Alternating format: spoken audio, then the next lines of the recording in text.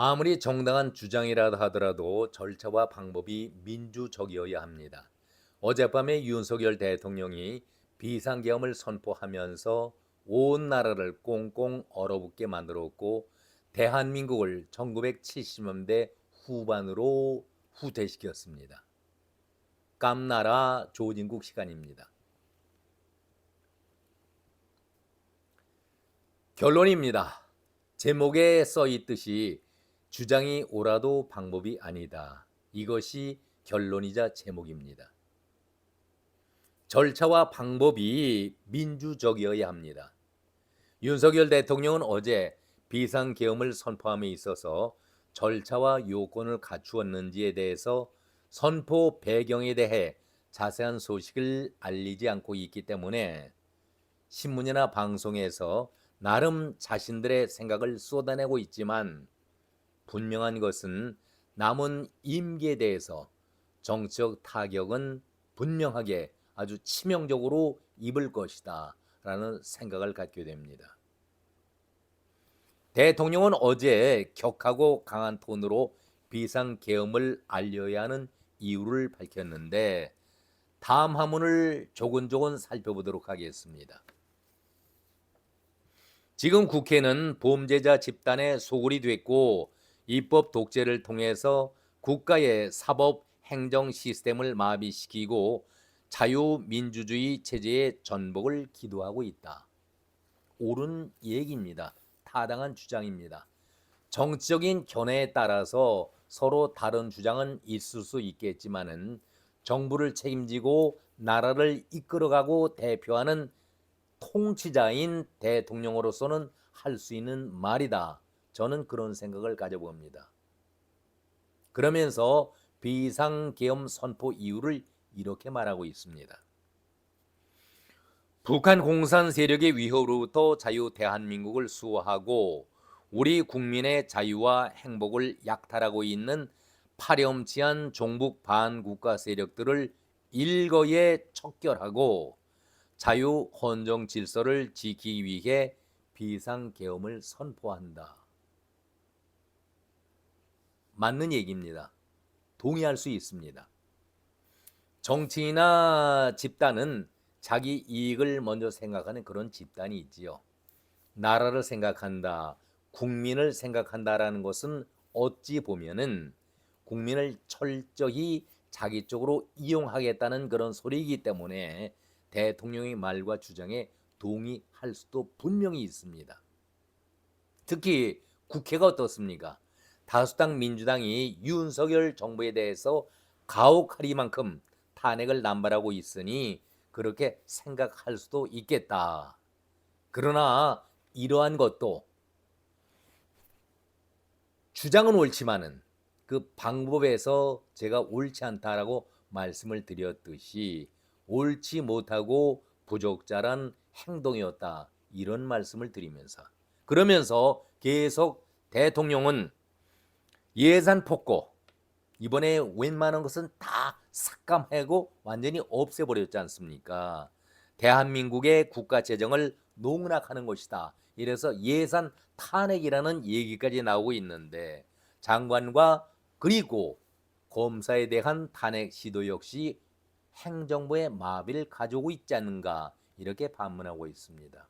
사실 오늘 12월 4일은 검사 3명, 이창수 서울지검장을 포함해서 3명의 검사와 함께 최재해 감사원장에 대한 탄핵을 시도하려고 했었던 민주당이었는데 재빨리 이것을 거둬들이지 않겠습니까?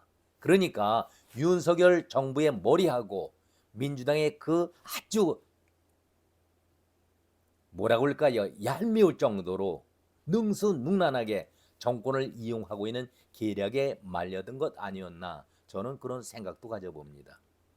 아무튼 윤 대통령으로서는 결국 극도의 정치적인 불안을 막기 위해서 강력하고 단호한 조치 판단을 내리고 계엄 선포를 했었는데 그러나 야당 쪽에서 주장하고 있는 위법 위헌적이다는 그런 주장에 대해서는 할 말을 잃게 되는 것이죠.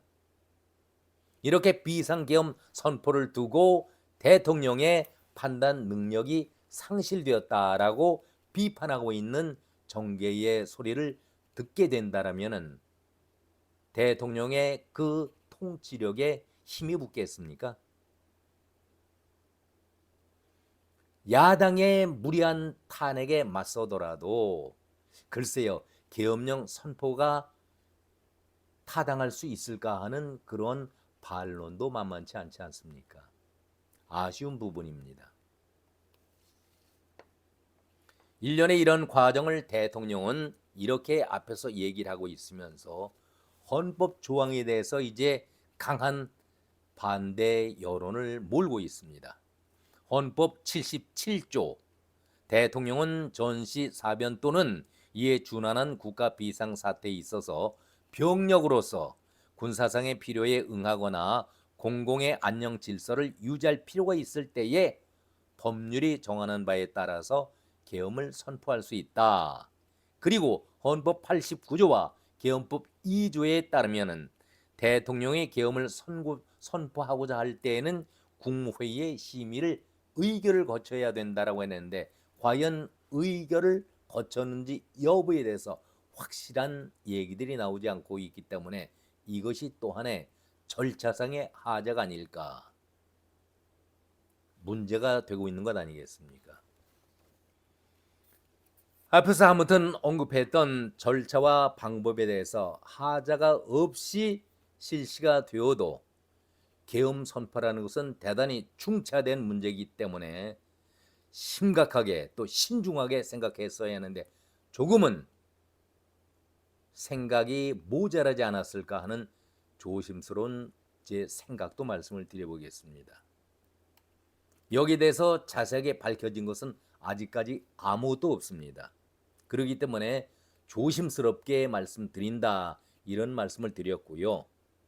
헌법 77조 그리고 89조 계엄 2조에 대해서 말씀을 드리긴 했지만은 그것조차도 정당한 절차를 거쳤는가 하는 그런 생각을 가져보게 됩니다. 아무튼 우리나라의 민주주의 국가에서 50년 전에 군부 독재의 쿠데타 그 시도 그것이 또다시 2020년대에 선진화된 나라에서 실시할 수가 있겠는가 이렇게 비판의 소리도 들어야 합니다. 그래서 아무리 주장이 옳다 하더라도 절차와 방법이 민주적이어야 하는데 그것을 무시했다. 이런 비난 이것이 두고두고 윤석열 정권이 안고 가야 할 부채 짐 아니겠습니까? 오늘 이재명과 조국 이준석은 물론이고 또 얼마나 많은 비리 속에서 감방으로 가야 할 그런 쓰레기들 의원이라고 부르기도 부끄러운 그런 쓰레기들이 담비 같은 소리 아니겠습니까? 구원의 소리를 윤석열 대통령이 해주니까 나는 오늘로 살았다 그런 표정들 아니겠습니까? 이런 자들이 국민의 이름을 팔아가면서 윤석열을 퇴진시키겠다. 윤석열에게 정말 명분을 준 것 아니겠습니까? 어처구니가 없습니다. 사회에 암약하던 각종 비리, 대통령이 말하고 있었던 종북 세력, 반국가 전복 세력에게는 반가운 소리가 아닐 수가 없었습니다. 이제부터는 내 세상이다. 마당에 멍석을 깔아준 그런 꼴이 되고 말았는데 국가 경찰력이 제대로 이들을 장악할 수가 있겠습니까? 대통령 자신이 이 경찰력이라든가 국가 공권력에 대해서 힘을 실어주기는커녕 오히려 무력하게 만드는 씻을 수 없는 어리석음을 보이지 않았나 저는 그런 생각을 해봅니다. 폭동에서 풀려나온 감옥 죄수들처럼 나는 윤석열 덕분에 살았다. 가장 반갑게 그리고 자신 있게 소리치고 있는 사람이 이재명 조국 아니겠습니까? 조국은 이제 8일 정도를 남겨놓고 있는 대법원 판결을 앞두고 이게 웬 떡이냐. 윤석열에 대한 가열찬 공격을 더 하고 있는 것 아니겠습니까?